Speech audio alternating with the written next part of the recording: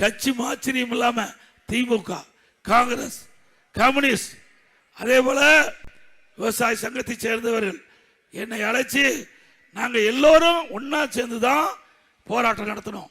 அதனால எல்லோரும் சேர்ந்து உங்களுக்கு வரவேற்பு கொடுக்கிறோம், நன்றி செலுத்தணும் சொல்லி அழைப்பு கொடுத்தாங்க. அதுக்கு இவர் வரல. கேட்டா அம்மா படமும் தலைவர் படம் இல்லைன்னு பொய்ய சொல்லி வர மறுத்துட்டார். என்ன இந்த பகுதி மக்கள், இந்த தொகுதி மக்கள் அவர்களுக்கு ஏரி குளம் குட்டையெல்லாம் நிரப்புவதற்காக கொண்டு வந்த திட்டம். இந்த தொகுதி எம்எல்ஏ அதுல வந்து கலந்துக்கல. பொறாம. இப்படி பொறாம பிடிச்சால் நாட்டுக்கு தேவையா?